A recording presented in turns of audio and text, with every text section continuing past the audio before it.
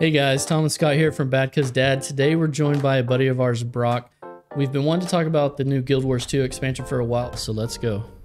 Brock is a longtime vet. He's been around, played every aspect of the game, really knowledgeable.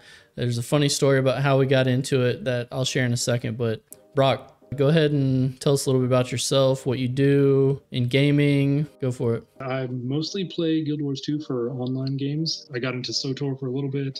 I play a lot of solo games, play a lot of just like strategy games with friends, other things too, just like for nerd credit into D&D, just all kinds of stuff like that is how I spend most of my free time. Brock, we have to talk about D&D. Tom gave me a little insight into this D&D master stuff, and okay. Yeah, we need a little bit on that. Oh, okay. So you're running a few, like you're the GM for a game, right, or a couple games?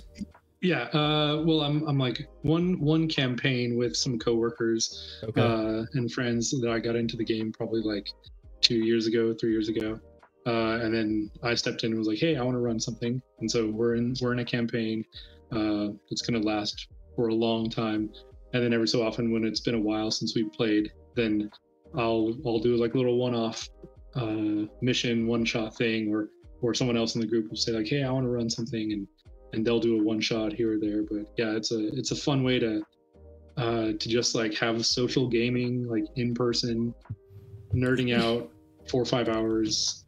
And it's the original role-playing game. It's the original RPG. This is like what started the games we love today. So you'll have like a group of guys like you'll go to each other's houses, right? So it's like super cool because you get that socialization and you're like playing a game also. Set up the screen, roll the dice, have some snacks, have some drinks, play till like, I mean, we'll usually start like 8 o'clock at night and play till, I don't know, 1 o'clock in the morning, and then depending on if we got to a good stopping point or not, we'll play again the next weekend, or we'll take a month off and then play again at that point. So me and Scott haven't played, but there's like obviously D&D's come a long way, right? So there's like technology involved now. Like, do you have like a digital game board where you're moving through and you can set up set pieces, right, through some of that? Yeah, I started playing some. I'm not really a poser, but like I am new to the whole D&D scene. Like I said, started playing 3 years ago or so, and right after we were like just a little ways into our original first campaign, COVID hit, and so we just moved all online, and they're virtual tabletops, and we could play all online over Discord and stuff. And gotta do this. And then once it was kind of like, hey, numbers are down, and we can kind of all like, I know you, I trust you. Yeah, we're all gonna be like smart about how we're acting in public. Then we get together in person again, and old school role playing games, and it's very fun because you can literally do anything you want, no limitations. Gotcha. That's awesome. That's super cool. And Brock, so obviously the name of our podcast is BadCuzDad. So you have a real job, you have kids, right? So you're in the same boat as us, try to find time to play when possible, you know, outside of your responsibilities, obviously. So what does that look like for you? It's I've got 2 girls, and so usually I'll play games on the computer. I'll play Guild Wars, or I'll play whatever other computer games late at night, stay up way too late, doing that kind of stuff. But also I'm kind of proud dad. My oldest, my 7-year-old, is really into video games too. Like, she watches me play, she likes to play along with me too, and so I'm like, yeah, you. What is she into? Like, what games does she like to play? She likes to watch me play Breath of the Wild. Just whatever I'm playing, she'll request me to play Breath of the Wild. But then she'll also just play, like, we'll play Pokemon together. I'll give her hints, I'll give her advice and that, and then she plays that on her own.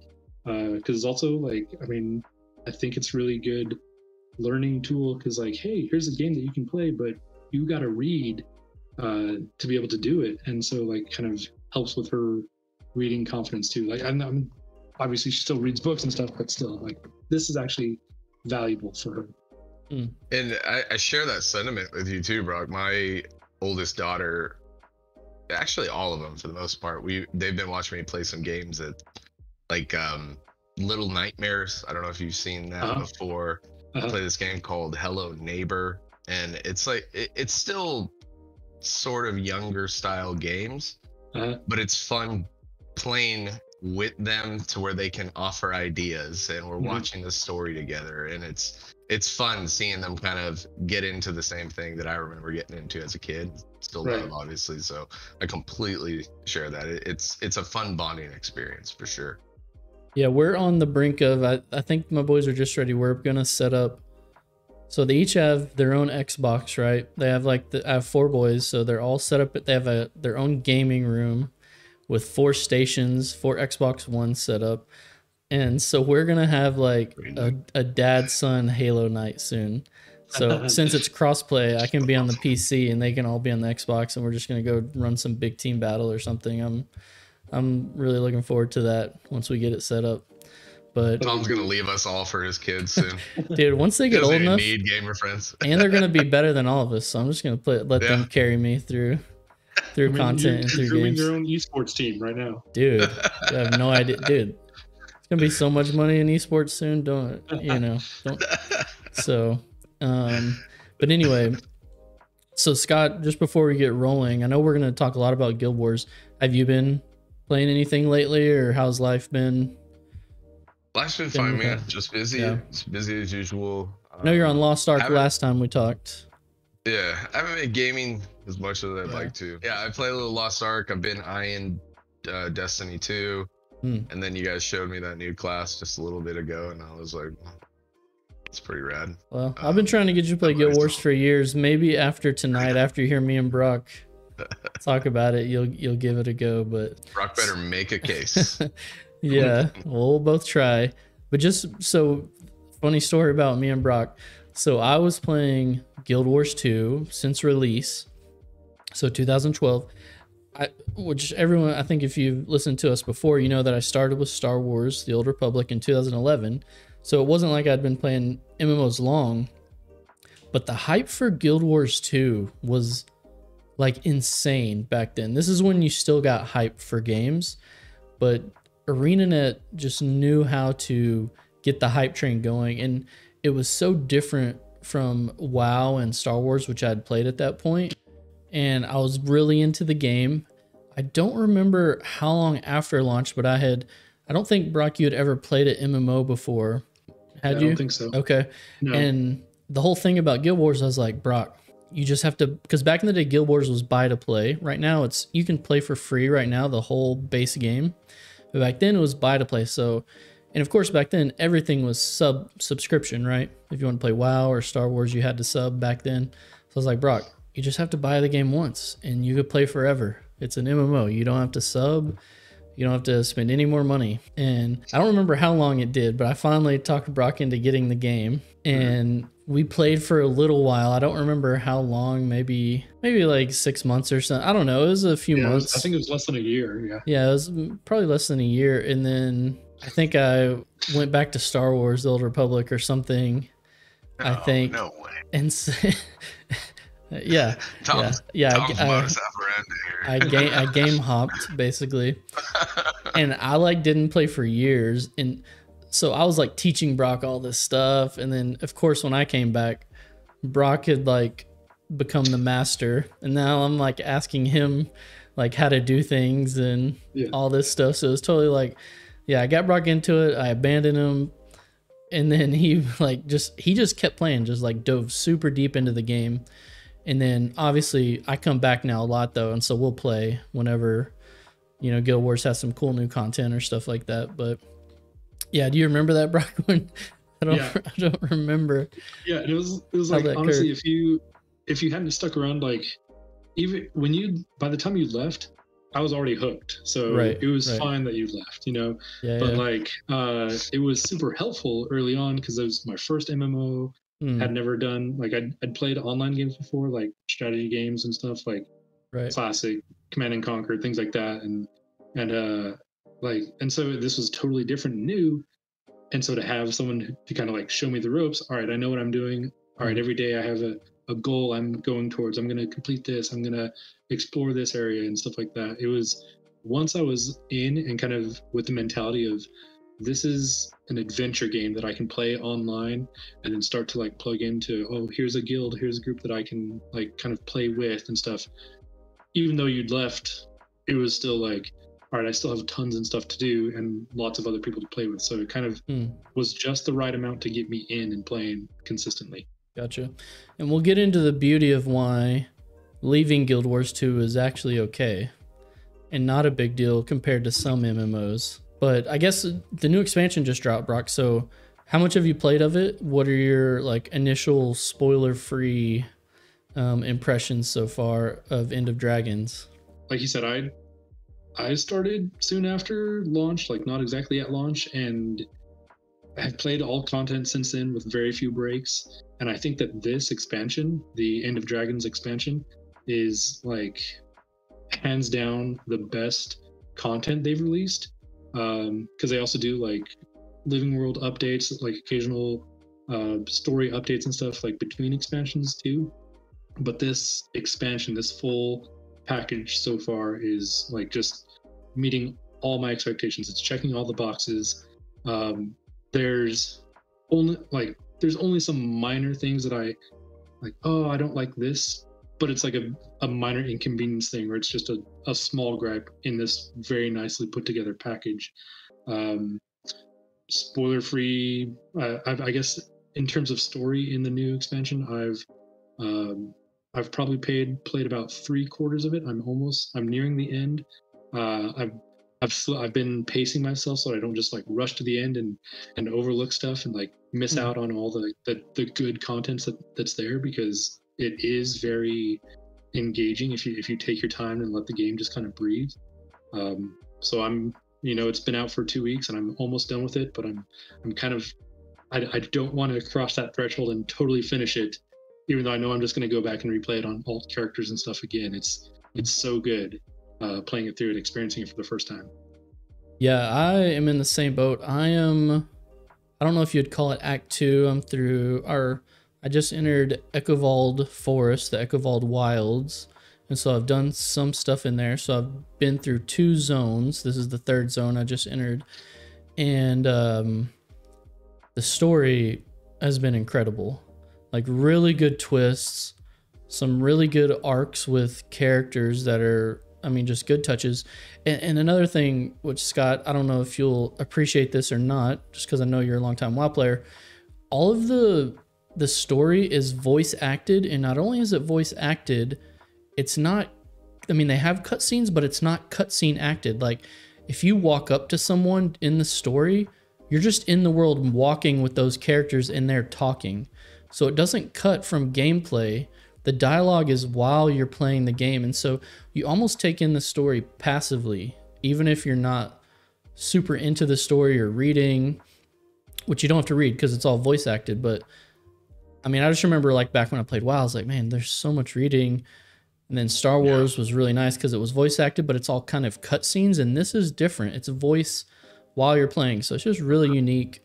And I'm very intrigued to see where it goes. I don't know. I'm really drawn to it. And I feel like what they did with the masteries of expanding, because it's nothing crazy. They did like fishing and boats and this Jade bot, which is going to be really cool. The Siege Turtle mount, which is a 2-person mount, Scott, where 1 person can ride and like shoot cannons. And you can use it in World v World. They look awesome in that game, honestly. I've seen a few clips. I know you've streamed a couple times. They just are. They're the best mounts for sure. They feel like they're part of the game and not just this weird, awkward model that has just like such a rigid movement. Well, feels like this organic mount. That's cool. Well, another point to that, Brock, and I don't know if you'll echo this. I feel like the new zones, the way Guild Wars does the mounts, the new zones are designed with the mounts in mind and all the movements they have. Okay. So it just fits really well. It's not like WoW where you just, you have a mount that goes 1 speed, or you can fly. To get to certain places, you need to use a certain mount, and it's all designed to work together, which I don't know, I think is really cool. No, that's cool. Yeah. I remember you showed me the, was it like a shark mount or something? There is a water mount. Water one? Yeah, you can go Yeah, underwater. water. You can unlock underwater. You can glide above water. Totally. Yeah, it was cool. And you get abilities for that mount too. Correct. Yep. Yeah, Yeah, and that's the cool thing about the mounts is, which is like past expansion content, is they all have their unique purposes for exploration and for like achieving goals. So like, oh, you want to go over the water, use the one that hovers over the water and can dive down below the water. Oh, you want to fly through the air? There's 2 different mounts that have like different styles of flying through the air. One of them is more like hovering helicopter kind of movement, and the other is, oh, you're up high, you can dive bomb and just zoom across the map, but you can't really climb. You just like glide super fast horizontally, and every mount has their own unique role, and they're all distinct from each other. So it's just like every single time I'm in a map, I'm finding, oh, I want to change this, I want to change this, I want to change this, just to go and explore and see. Just really well thought out. Yeah, 100%. Okay, well that's cool, Brock. I'm glad. I'm just, if I had to give it like an initial number, it's like, it's up there. It's like 8 or 9 out of 10 for me as far as like expand, especially coming off the, I know you haven't played it, Brock, but the Star Wars expansion was just like, I don't even understand how it was called an expansion. So coming off of that, I'm like so satisfied with what ArenaNet's done with this expansion. It feels like a real expansion. I'm really looking forward to where it's going to go. But kind of why I wanted to do the podcast on Guild Wars today is I feel like Guild Wars 2, in a sense, was way ahead of its time. I've kind of almost deemed it as the anti-MMO MMO. It came on the scene and it chose to do everything different from what the other MMOs were doing at the time. Everything's going to be account bound. I know people are catching up to it now, but hey, everything in your inventory, all your materials, you can just push a button and they go straight into your crafting bank. You go to the crafting table, you just get those there. You don't have to pull anything out of the bank to craft. Oh, you get to level 80, you're never gonna have to raise your level cap again. You're there forever. You get your best in slot gear. Guess what? We're never gonna make you grind another piece of gear ever. Unless you want to change your build, obviously you can get a different, stats on a different set of gear. But a lot of these things were just, I don't think players were quite ready to make that change yet. And maybe because, to be fair, like all of us, right? This was 10 years ago. I didn't have any kids yet. And so we were still MMO players that had time to play MMOs. Now we would look back on like classic WoW and you're like, I have to run where? I have to group up with all these people and get to the dungeon. It's anxiety inducing. Mm-hmm. It makes me get anxious.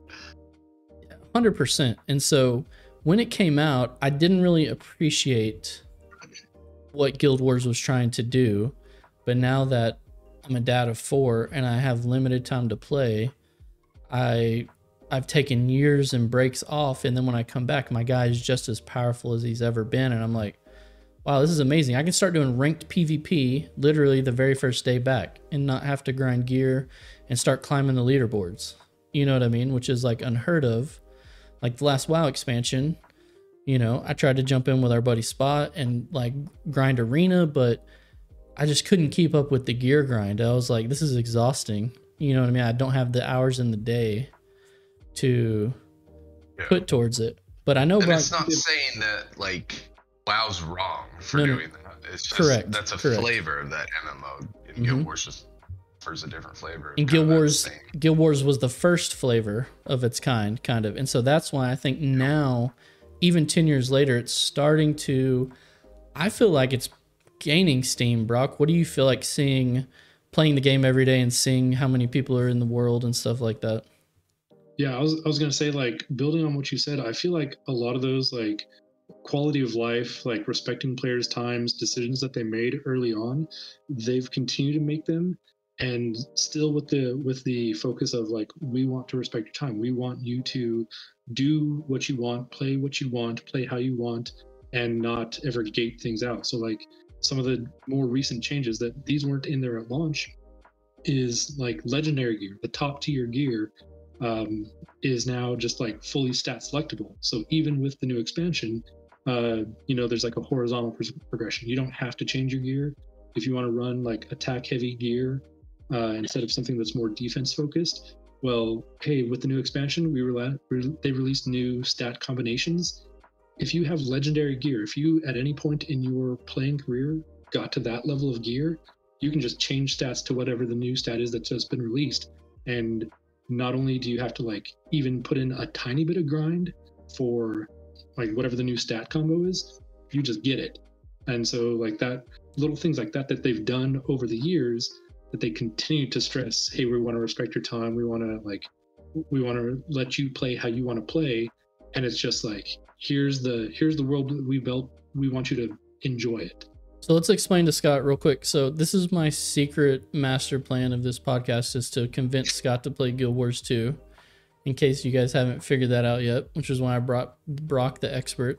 So explain to Scott what legendary gear is exactly, because we kind of explained to him earlier that Ascended is the highest level. So when we say legendary, what does that actually mean? So legendary is it's the same stat combinations, it's the same like numbers as Ascended gear. Ascended and legendary, mathematically equivalent to each other. It's just with legendary, you usually have to go through more of a, you can do like collection achievements to get them, or you can like play world versus world, which is the big server versus server PvP, or you can even get some in other means, like I think even structured PvP. I don't know, I'm not a big structured PvP person. You can get legendary gear for all of your gear slots, but the Ascended and legendary, those are like the top tier of what you're going to get at max level. And it's just like an extra bonus thing that the legendary has, like, you know, cool particle effects, there's like footfall effects, there's fancy skins and all that kind of stuff, but it's also fully stat selectable to any stat that's in the game. Yeah, think of WoW. If you're playing a spec and you want to switch to another spec that use different stats, legendary, you can just go click a button and choose what stat allocation you want on your weapons. And you can also get legendary armor. And it's just like really fancy cosmetic stuff that has the same power as the other stats. It just looks cooler and you can select your stats. So run any build you want at any time, which is kind of cool. So that's kind of my question that comes from it then. Usually MMOs thrive on having this constant carrot on the stick. So if in traditional MMOs, gear has been that carrot on the stick. So if gear is so easily attainable, if there's just, you know, normalization in certain aspects of the game, then what exactly is that carrot on the stick? Why should we log in to play? And that's the reason why I left in the first place a lot, because I was having, and this has always been kind of a criticism of Guild Wars, but I think it's just because players didn't understand it, or it was so new of not chasing the gear. Is the thing is, you just figure out what you want to do. And kind of what Brock mentioned, the legendary armor is a really big carrot on a stick, because it's really hard to get the armor. There's a lot of crafting involved, gathering, or the first gen legendaries you can buy with gold. So if you just want to farm gold and do whatever you want to do to farm it in order to buy, you can do that. So legendaries are a really huge carrot on a stick. Cosmetics, some people call it fashion wars too, right? It's the cosmetics are really crazy, and most of the cosmetics, some good transmog. Yes, and a lot of them are in the cash shop. But here's the unique thing about Guild Wars is the currency that you have to buy with real money in the cash shop, you can also exchange gold for that currency. So if there's something you want in the cash shop and you don't want to spend real money, you can just farm the gold, convert that to gems, which is the cash shop currency, and buy it with your gold essentially. So nothing in the cash shop can't be bought by playing the game. But those are a couple carrots on the stick. Brock, what are some things that have motivated you over the years, for example, to keep playing? So like I said earlier, I really like adventure games. I really like exploration. I really like having like my checklist, my here's my goals I want to achieve. And with all the new content that comes out, I mean, yes, I know that I have limited playtime, and people who are going to know life the game, they're gonna get everything, not just complete the story, but they're gonna get everything, and they're gonna put it away for months until the next thing comes out.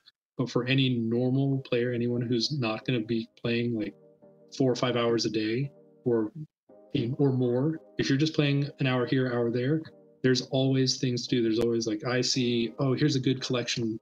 I want to get this achievement. I want to get this title. I want to get this skin. I want to get this weapon set. All of these like in-game carrots that aren't necessarily like, hey, you're going to get the reward of being more powerful.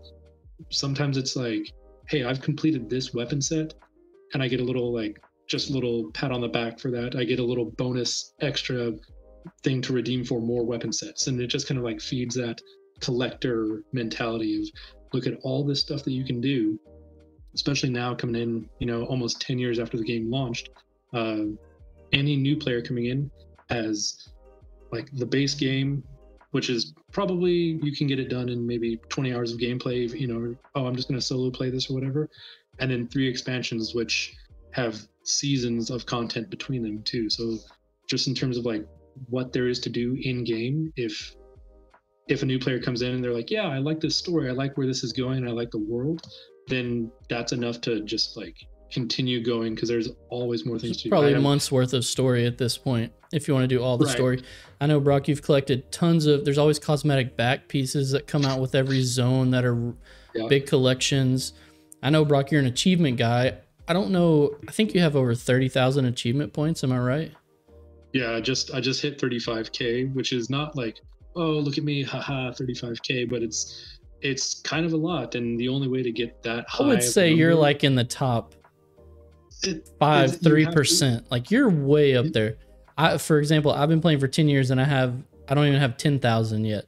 So you have 35,000 achievement points, which is crazy. But the other thing too, Scott, is they have, if you're a PvPer, like you can go PvP normalized and just go for it. If you like to raid, if you like dungeons, they have all of that stuff and you can just go do it. You get the currency for it and there's cool rewards that come with it. So the other big thing that adds to it is when they dropped their first expansion, they added these things called masteries. And what masteries are basically is a horizontal progression track. For example, in the first expansion, well, no, let's do the Path of Fire, which was the ones where the mounts were introduced. So every mount has its own mastery line. As you play the game, your XP goes to whatever mastery you have selected. So for example, you're talking about the water mount. You will unlock its attack ability. You'll unlock if it can go underwater. So you're progressing horizontally a track for every single mount in the game, and you choose which mastery you want to use. Brock, what are some of like the base masteries or other ones that are really cool to go for? So yeah, some of they tried out the mastery system with when they first introduced Heart of Thorns, the first expansion, and some of those were fairly limited. Like, oh, I can teleport between this spot, and this spot on this map, but then they never used those again in any other maps. And so they were kind of testing the waters, and none of those really had any like major effect on the game, except for gliding. Basically now, once you do that mastery path just a little bit, you can jump off of any place in the main game, in expansions, and you know, aside from small areas where they have like they've specifically disabled gliding, or if you're in a story instance, which is very limited, you can glide anywhere. You can jump off this cliff and you can go across the canyon to the other side, and so that's been a big game-changing one.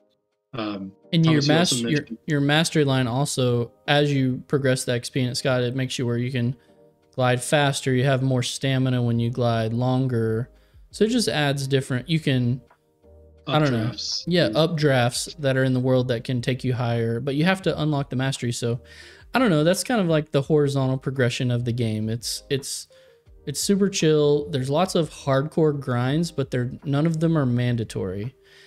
You only grind for something if you want to, which is the difference, I feel like, in the other games with the gear treadmill, because you don't have a choice, right? You have to do that grind. I don't know, but does that even sound appealing to you now, or do you really need that carrot that's mandatory to make you want to play? I don't think I do. I think you know, 5 years ago, yeah, maybe. But now, no, that kind of stuff causes me anxiety, and I don't want to feel stressed when I'm playing a game. Like I have to catch up, and it sounds like there's a lot to do, and you can kind of just choose what you want to do. And the one thing that stands out to me is in a game like WoW, you didn't really explore. The worlds look cool, like you could visually take them in and say, yeah, this is sweet, it looks good, it's nice to be here. But Guild Wars sounds like the world is worth exploring and actually making use of all the different types of movements, and it sounds like the world is more immersive, essentially. Yeah, there's like yeah, immersive is the perfect word for it. And I thought of it when Tom was saying like the conversations that you have with NPCs as you're just like walking along and you overhear something, you're like, oh, that's interesting, let me check that out. But it's voice acted and kind of enticing you, hey, come over here and play, why don't you investigate this? Or one of the other things that got me hooked early on with the base game, and they've brought them back here with the most recent expansion, was just open world jumping puzzles. Something that like I'd never thought of. Like yeah, that's just one of those things of like, oh cool, I'm playing this adventure game and here's a platformer. Okay, let's go do that. You're right about the maps. The maps are super dense with like things to do, right? They have points of interest you can explore. They have the vistas, which give you like the Assassin's Creed vibe. You know, you get the vista and it gives you like a panoramic view of your area that you're in. I mean, you can't jump into a pile of hay at the bottom, but you can glide down, you know, which is cool. That was it, man. That was the deciding factor right there. Yeah, no haystack, no play. Yep, waypoints. So the maps are, and the dynamic events, which is, I'll kind of transition into this too, which events play into this. But Guild Wars 2 encourages group play, even if you're not in a technical group. And when I first started playing, Brock, that was really appealing, coming from a Star Wars and a WoW. I don't know if that got you hooked, or maybe you didn't know any better back then, but everything is shared. So tagging is shared, right? If you walked up on a quest going on or an event and you hit the mob, no matter if you're in the group or not, if there's 50 players around, you get credit just for helping do the event. You don't have to be in a group, and every mob is shared. Resources are individual, right? So unlike WoW, if you mine, a node, the node just disappears for you. Like if we were all in a group playing, everyone could mine the same node. It's just personal, nodes that you mine or chop down trees or stuff like that, which is cool. But yeah, the events were so cool because I would just be going through a zone and the events pop up like these orange like things on the mini map, orange circles that tell you something's going on. And all of a sudden just players would just flock to it. And you just have all of a sudden in the open world, players coming out of the woodwork, and you're all in the event scale. So the more people join, the harder the event gets, and you're all working together to do this, even though you're not in a group, right? And it's just a sense of achievement. And the events are so cool too, because most of the time the events are chains of events. So you'll do like an escort quest, right? And you'll get this guy safely to a place, and then he delivers something, and then once he delivers it, another group will come in and try to steal it. So usually you want to hang out for a little bit after events to see if the next event chain, but also if you fail an event, it goes back and the chain stops and you have to almost kind of restart it. I don't know, did you really like the events, Brock, when you first started playing the dynamic events? Yeah, early on, they were nice to have something to like kind of guide me through the content and see other players come together and like, all right, I'm trying to read the bar there and see, all right, what am I supposed to be doing? I'm just going to follow these people, do what they do. And then now, and that was one of the funny things when like you came back into the game, they'd be like, oh yeah, hey, let's go to this event. And then I could tell you, here's what you want to do. You want to take this over here. You want to get this monster has to eat you, and you have to hit him. You have to shoot him from the inside, and he's going to spit you out. And then he's vulnerable, and then you can attack him. And it's like this way complicated event. Oh yeah, I do that weekly. Like that's a fun one, and like it's I never had anything to like compare to, like you said, but now that's one of the things that keeps me in Guild Wars is if I do try another MMO, my coworkers they want to play WoW, and so I'll download it again and play and get in there, and I'm just like, this feels clunky to me. Like I don't know what to do because there's just no inherent. It's just not obvious of like do whatever you want, and the game kind of like accepts what you're doing as valuable. Yeah, you have to be very specific in theme park games, right? With what they want you to do. They want you to play the game how you want to play them. Whereas Guild Wars is you pick what you want to do and you get rewarded for whatever it is. Whatever you think is fun, you can go do it and you get really nicely rewarded and you can progress in that manner. The next thing I wanted to touch on, which maybe you can speak to this some, Scott, is I feel like the quality of life things in Guild Wars are really amazing. So for example, however much gold you have, your gold is account bound, right? Your currency. When you log in on any character, you have your full amount of gold on whoever it is. Like there's no transferring gold, you know what I mean, to other things.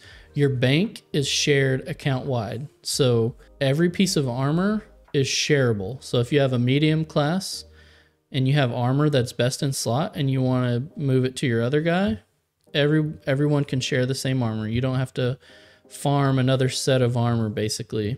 I don't know. What are some other big quality of life things for you, Brock, that you feel like Guild Wars does really well? One of them, you know, just going back to like the amount of content. You download the base game, you have the storyline up to level 80. Cool. That's a full game in and of itself, but it's free. Then one of the things that I think is a maybe this isn't quality of life, but just like overall quality is you buy the new expansion, you get the previous 2 expansions included with it. It's like it's retroactive everything up to that point. Specifically, let's see, quality of life stuff. Well, let me ask Scott this. Scott, were you big on alts back in the day with WoW? Did you play a lot of characters? I didn't. And that was mainly because I think first and foremost, it was just out of the question. Like it would require so much time just to play one character and to progress well on that. So no, I didn't. And as time went on, I started to get really attached to that one character outlook because I felt like it was just the original representation of yourself in the game, and you put your time and effort into that, and you became a part of that world community, and people knew you as that character, and you were loyal to a class. So it kind of, for me, it still holds that same type of rigid outlook. It's just kind of the way I look at it, because I think when other people are constantly playing other classes or switching between characters, like you don't have it doesn't allow for this establishment within the world. So for me, while I realize that's obviously convenient and very much a huge quality of life aspect, I don't think that really factors in for me. I think that's good for people who love alts, but for me, it kind of detracts from the specialness of that. Well, this may sound weird, but I think the way you obviously don't have to view it this way, but I think a good way to view Guild Wars is to view not progressing your character, but progressing your account, because everything is shared across your account. Right, Brock, you can go, there's a website, Guild Wars 2 Efficiency, where you can go plug in your API and it tells you the value of your overall account, like all your assets you have in game, all your gold, all your armor. Interesting. You know what I mean? And so, because alts are so easy to do, you know what I mean? So easy to move gear, so easy to jump into things. And for me, like in WoW, I actually did want to play alts. I'm not like a huge alt player, but after I play a game for a long time, sometimes switching characters or classes is like content, right? Like, oh, it's almost like I get to view the game in a slightly different lens of what class I'm playing. It can be novel and refreshing. But those games, it's so hard to get the gear you need to even play the character at a competitive level, because we're PvPers, me and you. And so to do PvP on rogue instead of a hunter or whatever in WoW. I'm like, man, this is a whole nother grind that I'm like, wow, I just want to experience the combat a little bit and have some fun, kind of a thing. Oh, it's much more practical now. Absolutely. Yes. Yeah. I don't know. I just feel like Guild Wars takes the quality of life to a whole nother level. Like I said earlier, I feel like games are seeing what they've done and they're trying to catch up. I know Star Wars has now a like deposit all materials button, something that doesn't feel like that big of a thing, but when you have limited inventory space and all that, it's a big deal. And so I feel like they're slowly catching up, but they got a long way to go to get there and beat Guild Wars.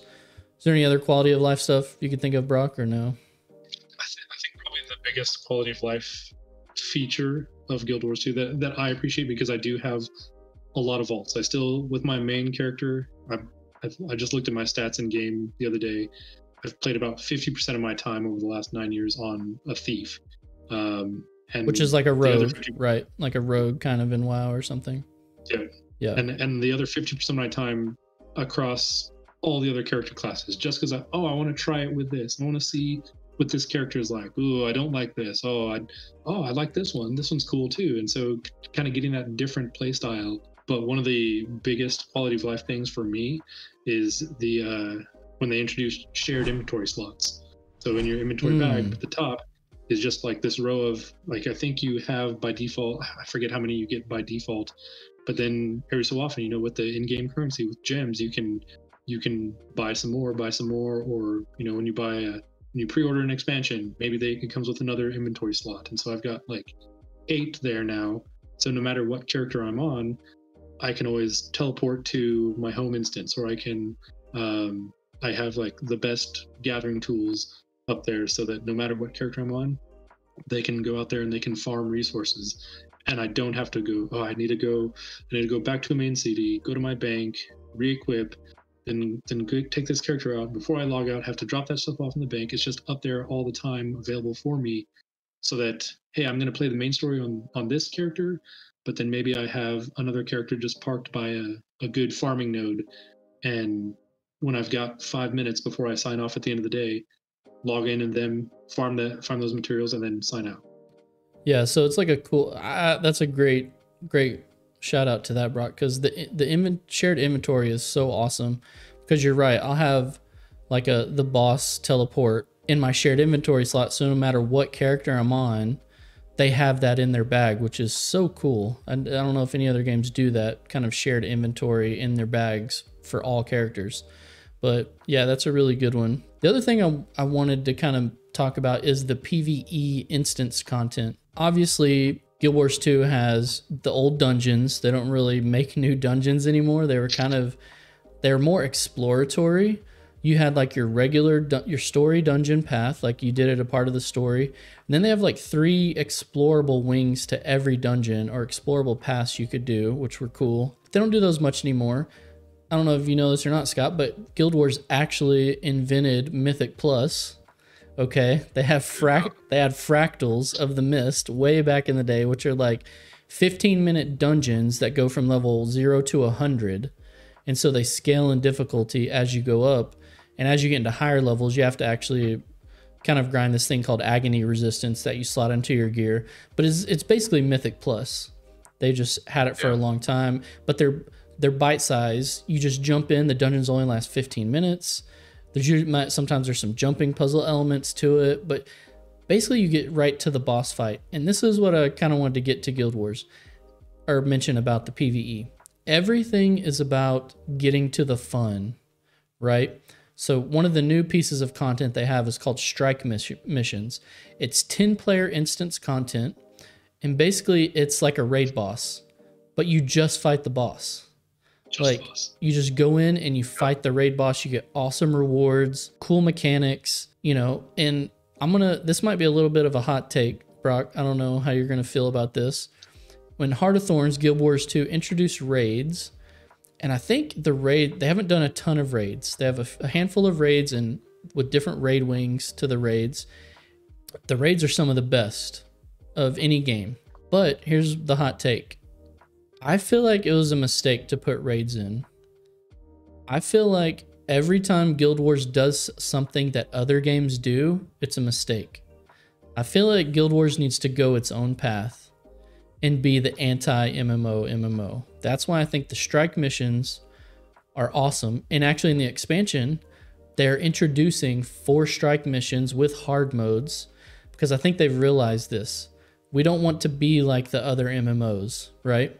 Although the raids are amazing, and I think players who like them should like them, I just feel like it was a mistake to try to do what other games were doing. Guild Wars should have always forged their own path with content. And so I'm really excited about the new strikes, to be able to just jump in and do the boss fights whenever I want some of that instance PVE, big group style content. I don't know, Brock. I mean, is that a hot take, or is that? I mean, I kind of agree, but I also think there is a good reason to, you know, in the sense of, hey, offering players what they want. Like, hey, if you want to play raids, here is a 30-minute raid. Or, I mean, once you start min-maxing and just like, it's been out now for years, you can get it done in maybe 10 minutes or something like that. Like the enrage timers are not even an issue for your group anymore, whatever. Like you're going to blast through those super fast. But when they were novel and new, and there was I don't know if it was, you know, there was a vocal part of the player base that wanted raids. I could see Guild Wars saying, all right, here's raids. And they are really good. But when it's such a niche group of the player base that will actually like experience them, because, you know, then other players see that and they're like, oh no, raiding, that's ultra hard content, and I'm not able to do that, or, you know, I want to avoid that because I've heard raiding is toxic or whatever. You have to list your gear. It's like kill proof, yeah, like all this stuff, yeah. And so like I think yes, it maybe was it appealed to a certain player who wanted raids, and that's good. But I think that they maybe did come down to, or they came back to the correct decision for the majority of the player base in making strike missions, because then it is, hey, we want you to play how you want to play, but we also want to respect your time. Here's the boss, go for it and get some cool rewards and enjoy. And here's the carrot, here's the achievement, here's the unique weapon skin that you can get from doing these things enough, you know. And so it's still there, but it was with their own spin on it, so I think raids are more appropriate. Strike missions are more appropriate for the player base than raids, but I wouldn't necessarily go so far to say that raids were a misstep or a bad call, because there was definitely a part of the player base that wanted them. Well, let me back up my point. Fair. My point even more though. When was the last raid put out? Path of Fire. Soon after Path of Fire. And that was in 2017? Path of Fire was in 2017. So the raid might have been. That is my point. So this is kind of a side tangent, not just about raids, but when you're producing content in an MMO that's touted as the casuals MMO, kind of, for a reason, because it respects your time so much, producing content for 0.1% of the player base takes up a lot of resources for content that's never going to be seen by 99.9% of the player base. Here's what I love about strike missions. Every strike mission boss is taken from the story. So as we've been playing the story, I've already, in the story mode, or in the story, I've fought one strike mission boss, right?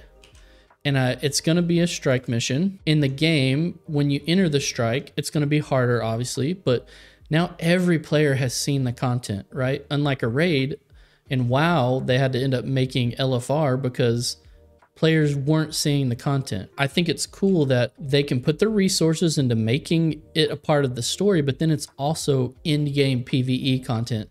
So they've done 2 birds with 1 stone. They've made it a part of the story, they've made it a part of the in-game, and they've said they're creating, they call them CMs or challenge modes. So it's like nightmare mode, basically, for the strikes, for the really hardcore players. I get what you're saying about people wanting the raids. I just don't ever want Guild Wars to conform to what other MMOs are doing. I want them to stand firm on, we're doing it our own way and going our own way and innovating in the way that we see I don't know what our vision is for the game from the beginning. So yeah, I agree. Anyway, we'll drop raids. I know who cares. Nobody cares. We'll probably get flamed in the comments for talking bad about raids. But I will say you were right though. Like I've done one raid in my, you know, in the whatever 7 years since Heart of Thorns came out. I did one raid and was like, I can't commit this kind of time to this. Like I can't even do this on a weekly basis, even though I was basically carried through the whole thing, because it was my first time doing it and I didn't know what was going on. Yeah. I have gone in and seen people's streams and their videos of playthroughs of the raids, because like there's some really cool story in there, and right. Like how it kind of tied in with the living world, the content updates that were happening when those were active was really, really fascinating to see. I felt like I was missing out in a sense because I wasn't raiding, but I just didn't have the time to. I couldn't commit to that. Again, which is why Guild Wars is amazing. Hey, let's make a raid, but it's just the end boss. Like how cool is that? It's a great idea. And anyway, I'm looking forward to doing all the strikes in the new expansion. I think they're going to be great. So the next thing I want to talk about is PvP. Obviously, me and Scott, we met playing PvP in Star Wars, right? That's what we did every single night for years. You know, was just log in and destroy noobs. You know what I mean? In our 8-man pre-made on Star Wars: The Old Republic. So super fun. So as a PvPer, I don't know if I can look to any other MMO and say it's as accessible as Guild Wars 2 PvP is. So basically at level, I think it's at level 2. Am I right about that, Brock? Yeah. At level 2, you can teleport to the PvP staging area, the PvP instance area. You have access to every single weapon, or you have these things that allow you to slot into your gear to give you whatever stat combinations you want that are at max level. You're basically boosted to max level. Everything is normalized. You can queue up and start PvPing at level 2 with no grinding ever. And you can sit there and PvP forever without doing anything. And here's the cool thing. I'll let you talk about this, Brock. Why don't you talk about the reward tracks and stuff you can do while you're in PvP? Yeah, so, and it's not just exclusive to PvP, but you can also do it in World v World. If PvE is not like your playstyle whatsoever, you can basically choose, hey, I want to earn rewards towards this, whether it's legendary gear, or you know, this cool exclusive weapon set or armor set, or I've heard that there's like I don't really like playing this content in the open world, but it's got some good rewards. I want to get that currency, that map currency. I'm going to choose that reward track basically for any of the content that's been released. Yeah, for any of the content that's been released in the game, I think pretty much has a reward track associated with it. So you can just go through the list and say, hey, I want to earn rewards for this specific content. Again, it can be legendaries, it could be PvP exclusive, it could be something that is tied into part of the story in the open world, like PvE content stuff. But you just basically say, I want to be earning credit towards this while I play my preferred game mode. And you just you accumulate currency towards it, where you accumulate progress towards that. You get XP boosters towards that, and so you can complete a track pretty quickly in PvP, and then just repeat it over and over and over until you want to do something else. Yeah, so basically, yeah, there are these PvE reward tracks in PvP. You just select the track, all the experience you get in PvP goes towards it. You can get the weapons from that map, you can get currency to buy things from that specific zone. The other cool thing is you get these things called tomes of knowledge from PvP, and one tome of knowledge basically boosts you 1 level. So you can level completely in PvP without ever stepping into the world. And as a PvPer in MMOs, that's all I ever wanted, was that I could actually max my guy out just by doing PvP, but it's never that simple, is it, Scott? Like, I don't know. I'm sure you can talk to that. No, I think you're right. It brings to mind the South Park episode where after like grinding for hours, and they're like, well, what do we do now? And he's like, now we play. It's like, yes. And after all that, it's like, and so I get what you're saying. You want to just get in and play, and where that keeps coming to mind for me is it's accessible for one, and then number two, it's practical. So it's definitely alluring in that way. Yeah, it respects your time, you know. Go ahead, Brock. You mentioned that like you can get into PvP as soon as you get to level 2. Well, I mean, when you create a new character, it doesn't matter what character, what race, what class you pick. The very first thing you do is you're just like on an intro mission where you literally have one skill on your skill bar, and that's it. And it takes you 5, 10, maybe 15 minutes. If you want to hit every single checkpoint along the way and talk to all the NPCs along the way, 15 minutes to complete that intro lesson mission where you have one skill on your skill bar. And when you complete that, you're level 2. So literally you play for 5 to 15 minutes, and then you can go and do whatever you want. And here's basically what I did, and maybe this will be appealing to you, Scott. I basically created one of everything. I got him to level 2, and then I went into PvP because you're max level there. So you can test everything about every class and find what you like before you take it into the open world and start, you know, putting that time in to level it up. Because in some games, you're like, you get to level 30 and you're like, man, I am not really feeling this class. But I've put level 30 worth of work into finding that out, right? Where Guild Wars, you can just go to the PvP area and figure out in one day what your favorite is. You know what I mean? And mess with everything. So this trait line, these skills, that's what I want to focus on first. And by the time you hit level 80, the whole class is unlocked. It's not like a skill tree where you've chosen this path and you're not going to ever get access to these skills. Once you hit max level, the entire class is open to you. It's just along the leveling experience.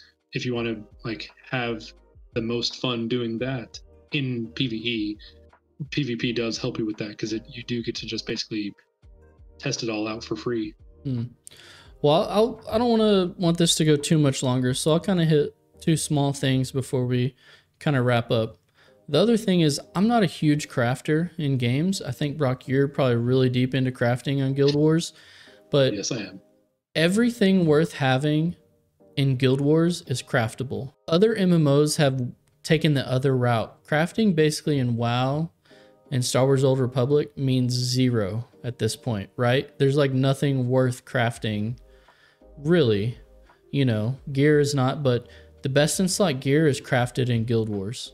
And it's an individual craft. It's not tradable. Once the Ascended gear, once you craft it, or legendaries, you know, it's yours. And so more than that, I don't know. Do you have any notes about crafting? Scott, do you even care about crafting in games usually, or not really? Not if it's grindy. Yeah. If it's kind of just enjoyable. I don't know, Brock. You're super into the crafting right now? I think I'm trying to get my max cooking is what I'm still on, but it's been fun. What about you?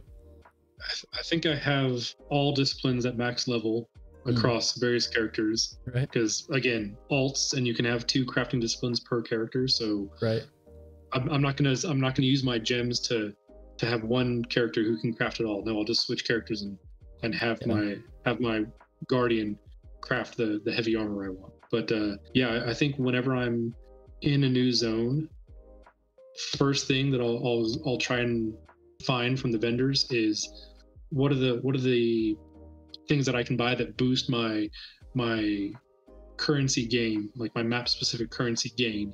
And then the very next thing that I'm looking to buy from vendors is recipes, so I can craft the gear with the new weapon sets, with the new stat sets, whether it's armor or weapons. That's like the second thing that I go for in every new map is, here's this new recipe for armor, so I'm going to get that because I have the max level anyway. And getting to max level in any crafting discipline except for scribe, which is really just for like guild halls, guild hall decorations and stuff like that. That's more of like a community probably gets together and gets one person in the community up to max level so they can do all the things for the guild. I've I take it back. I'm not max level in Scribe, but that is an insane insane threshold to try and get as a mostly solo player. But it's meant for like a checklist for a group of players to combine together and get. But everything else is just easily craftable. In like even at launch, you could get to max level in like maybe an hour. Did you? I don't know if you know this, Brock. I think you do know this, but I actually max leveled at least 1 or 2 characters by just crafting. Because you get XP for everything. So there's actually guides that tell you I had enough gold, so I just bought the mats I needed and then just crafted and had enough XP from crafting to get to max level. Like, it was super cool back in the day. Which I'm not a crafter, but it is fun to craft in Guild Wars 2. The other thing was, Brock's been talking a lot about map currency, Scott. There's you get a currency basically for every map that's tied to that map that can get you cool rewards or lead to achievements or things you can buy. So what it does is it keeps every single map in the game is relevant today, past 10 years. You go back to all the maps all the time to do things. And in Heart of Thorns, they released what are called map metas. They're like these huge map-wide event chains that lead and culminate to like sometimes a huge boss encounter. But it takes cooperation from everyone on the map to progress this meta event. And a lot of times the rewards are really awesome for those. I don't know, Brock, what are some of your favorite map metas since Heart of Thorns came out? I think that the first map meta that I'll still go back if I look on the overlay timer that I've got and I see that map meta is about to happen. Will be the is it Tarir? The Golden City one? Yeah, I'll go back to Tarir and I'll do that Golden City of Tarir map meta. Still, that meta event was my first experience of like, hey, you need to all coordinate what time you kill the boss guarding your section. And there's 4 different groups, right, that have to kill the bosses in a certain time frame to trigger the meta. Is that correct? Yeah, it's like, well, when the meta is going on, you're attacking the city from 4 sides, north, south, east, west, and when you're at the final boss for each direction, once that boss dies, then you have like, I think 30 seconds, or no, it's 2 minutes. 2 minutes to kill all the rest of them. And if you don't, then they all get buffed back up by 33% health. And so there's an overall timer going for the event.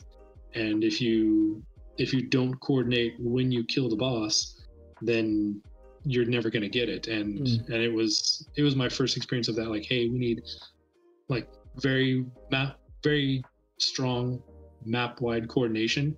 That was so fun that like I'll still go back to that. It has a special place for me even 7 years later. Yeah, that's cool. And Scott, what's my favorite pastime to do in Star Wars The Old Republic?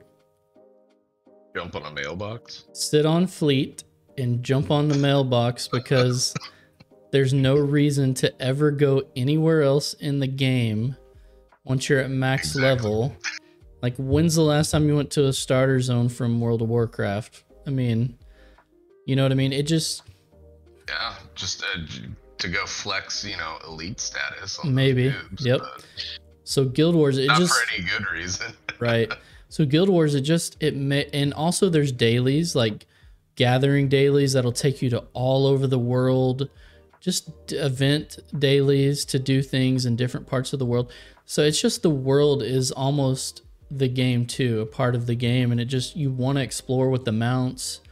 You want to just go to every part of the world because it's all still relevant. It's just a cool feature. The last thing I wanted to bring up, really, because I know this will get Scott to play, is we kind of touched on it earlier, but cosmetics are king. Cosmetics are everything in Guild Wars 2, right, Brock? You unlock a new die and you're like, yes, I got a new one. Like, why does that make me so happy? I don't know. Yep. And Scott always jokes with me in WoW, my end game was just messing with my UI, like all my add-ons and stuff. Well, kind of in Guild Wars, the end game is just changing how your character looks, like finding cool transmogs, pieces of armor, or just they have outfits that are total, but everything has dye channels, right? So you can dye every piece of armor, and all your dyes are account bound. So you just go in and you just mess forever. You find weapons that like match your transmog and your outfit, and you know, I don't know. It's amazing. Mounts to match up to, because you can dye your mounts. So yes, you can dye mounts. Incredible. It is. I know Star Wars: Old Republic now you can dye pieces, but it wasn't always like that. Guild Wars they're just ahead of its time. It's just, if you want to spend the time to go for that crazy legendary armor, you can, or you can just find some really cool armor skins that you want to dye.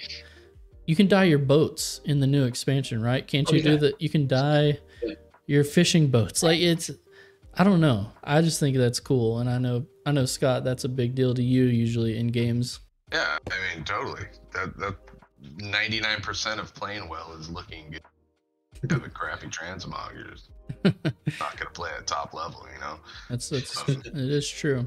I think those are some of the things that make Guild Wars 2 just unique in a crowd, a sea of MMOs that are all this, you know, very similar. And I think it's definitely a sleeper, you know, like it's been there. It's been, like you said, it's been out for 10 years. And I feel like it's gaining momentum. It's been doing something right. And there is one other big thing is, I know it's not here yet, but they have talked about a Steam launch. And I feel like if Guild Wars launches on Steam, that is going to be... I feel like the game is stylized enough where the graphics still look good. I don't know. I just feel like it's a great game. Like you said, Scott's a sleeper. And if it can... I feel like it's gaining momentum even now, which seems crazy to say after 10 years. 10 years after, yeah. Like coming up on August is going to be 10-year anniversary of the launch date. Wow. Things like our last video, things have gotten a little stagnant. Developers haven't been putting out good games, even just normal games, non-MMOs. So, right. You know, for something that has stood the test of time and is still desirable and highly accessible, it doesn't surprise me that it's gaining momentum. Yep, that's the Steam launch. I think is one of those things. It's like, you know, I keep trying to get my friends to play it. I'm like, hey, like you should play this. It's like, it's really good. Like, it doesn't take much time for you to get invested in, and respects your time and all this kind of stuff. And they're, of course, now I'm getting pressured to, oh, you should play Elden Ring. You should play Elden Ring. I'm like, come on, like I want you to play my game. But I think if it was on Steam, that's like the thing that they're holding out for. Because once it's there, I can say like, look, it's here. It's on the platform that you use. Just go and download it, give it a try, and then because the base game is free, right? Yeah. Yep. So there won't be a barrier to entry to get into the game, which will be really cool. Scott, do you have any questions about Guild Wars or anything, or anything intrigued you? You guys covered a lot. There's a lot there. Yeah. It's a big game. A lot to take in. And I think the thing that keeps sticking out to me is just accessibility, practicality. It's just, if you have limited time to game and you still want that MMO experience, it seems to definitely fulfill all those wishes. Well, guys, thanks for joining us. I know this is a long one today, but hey, I know I'm passionate about Guild Wars, and I just wanted to bring it to the channel and talk about it. Thank you, Brock, for joining us and adding your level of expertise to everything. We've enjoyed it. Guys, if you liked it, hit the subscribe button, hit the bell to get notified when we come out with more stuff, and you'll probably see some more BadCuzDad gameplay on the channel from Guild Wars 2 in the near future. We appreciate it. Thanks, guys.